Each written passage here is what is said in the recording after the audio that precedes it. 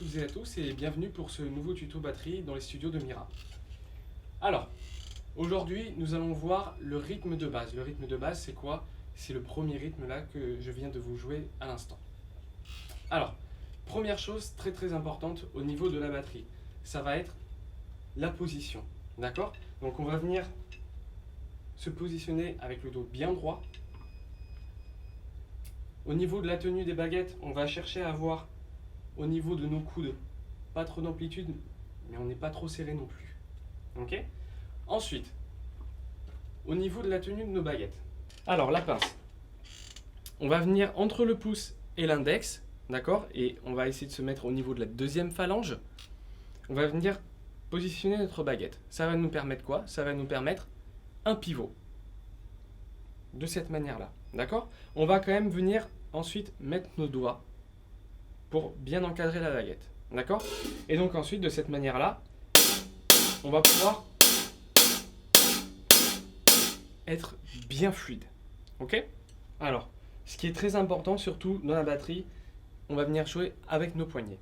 Surtout, on va éviter le mouvement avec le bras, même on l'exclut complètement. Alors, pourquoi? Parce que quand vous allez vouloir jouer avec le bras, vous allez être très vite limité au niveau de la vitesse et surtout, vous allez utiliser beaucoup d'énergie et c'est un coup à se faire mal. Alors, donc avec le poignet. Ok? Alors, on va maintenant décortiquer tranquillement ce rythme. Alors, ce que je vous propose, on va le décortiquer une première fois avec le nom des différentes parties. Donc, c'est-à-dire qu'on va commencer. Notre premier coup, ça va être grosse caisse, charlet. Voilà, tout simplement comme ceci. Ensuite, le deuxième coup, ça va être un charlet tout seul. Voilà. Le troisième coup, caisse claire charlet. Et le quatrième coup, un charlet tout seul. Donc voilà, en fait, là tout simplement, c'est ce qu'on appelle, ça va être une demi-mesure si on est sur des mesures à 4 temps.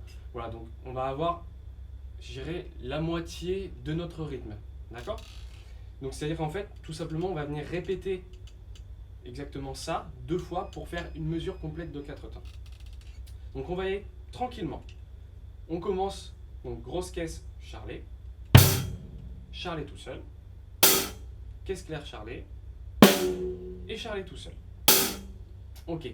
Maintenant ça, on va venir le répéter un petit peu plus rapidement.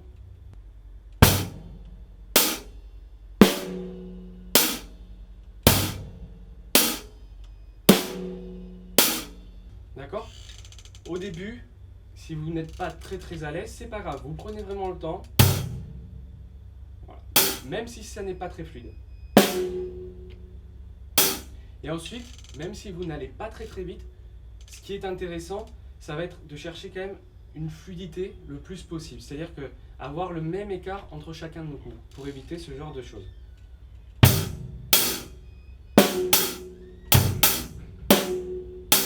Voilà, on va chercher même si on est lent.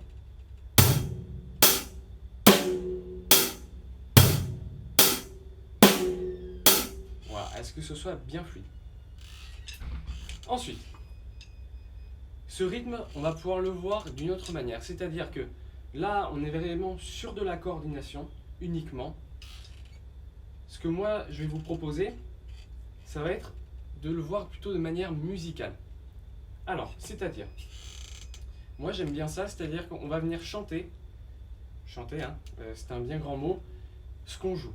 Ça va nous permettre de vraiment donner une logique à cette phrase et ne plus se contenter uniquement de faire quelque chose de mécanique.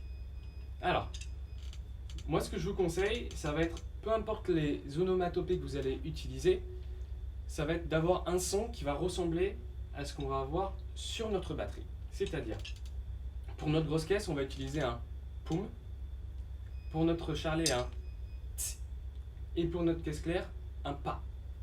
Donc là, par exemple, mon rythme, si je le chante, ça va donner ça.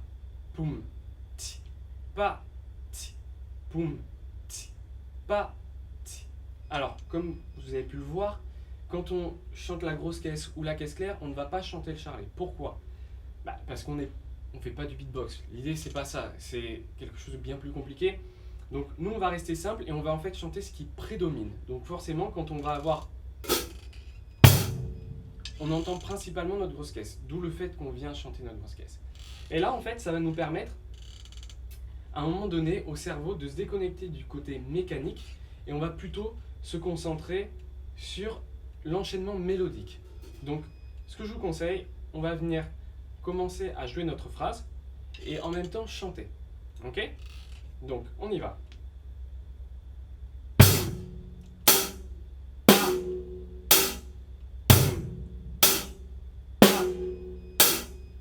Et ainsi de suite.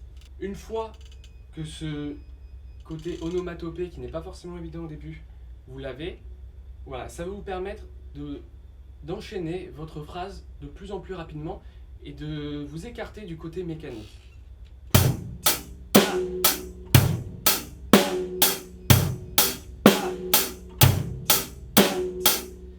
Voilà, l'instrument, la batterie, c'est mélodique en fait. Ça peut paraître bizarre, mais finalement, pour que les choses sonnent, il va falloir réussir au fur et à mesure du temps à penser de manière mélodique. Alors au début, c'est très très compliqué, il faut vraiment du temps pour ça, mais on va essayer de tendre vers cela. Alors, ensuite, ce que je vous conseille pour avoir un côté vraiment régulier au niveau de votre jeu, c'est l'utilisation d'un métronome. Ok? Donc ce qui va être important, on va utiliser un métronome réglé sur 4 temps. Et pour avoir un maximum d'appui quand vous allez travailler avec, ce que je vous conseille, c'est de le régler à l'accroche. Alors, pour être capable de bien comprendre ce qui se passe dans tous ces temps, au niveau de votre mesure, je vous conseille de compter. Alors, c'est bien simple. Quand vous allez jouer votre phrase, on va compter de cette manière-là. 1 et 2 et 3 et 4 et. Là, vous avez votre mesure complète. Alors, par rapport à notre phrase, voilà comment ça va se poser dessus. 1 et 2 3 et 4. Ok? Donc voilà, ça va vous permettre quand vous allez mettre en place avec votre métronome de pouvoir être capable de bien suivre. Et en fait, quand vous allez compter, votre 1 doit toujours tomber avec le premier coup du métronome sur votre mesure. Donc, sur la plupart des métronomes, en fait, on va avoir le premier coup qui va être légèrement plus aigu ou avec un son différent. Tout dépend des sons utilisés sur votre métronome. Maintenant que vous avez tout en main, travaillez bien votre rythme. L'idée du métronome, pour finaliser ça, c'est quoi? Ça va nous permettre donc un côté régulier. Et quand on va vouloir jouer sur de la musique, pratiquement tous les enregistrements aujourd'hui sont faits avec métronome, donc de manière régulière, ça va vous permettre de pouvoir jouer sans avoir un tempo qui oscille vers le haut ou vers le bas. D'accord? Donc après, en termes d'application sur des musiques, vous pouvez utiliser quelques titres comme I'll Be Waiting de Lenny Kravitz, qui est vraiment pas mal parce que le rythme de base, en fait, c'est exactement ce rythme-là. Et on est autour de 73, voilà, au niveau du tempo. Donc c'est assez lent, ça permet de pouvoir bien mettre en place ce rythme. Et un autre titre que j'aime bien utiliser, qui est un peu plus rapide, où on retrouve exactement ce rythme-là en base, ça va être The Reason de Hoobastank. Voilà, donc vous pouvez vraiment utiliser ces deux titres-là pour commencer à mettre en place votre rythme. Voilà, j'espère que ce tuto batterie vous a plu. Surtout, soyez patient, hein, c'est vraiment le maître mot dans la pratique d'un instrument. Voilà, je vous dis à bientôt pour un nouveau tuto batterie dans les studios Mira.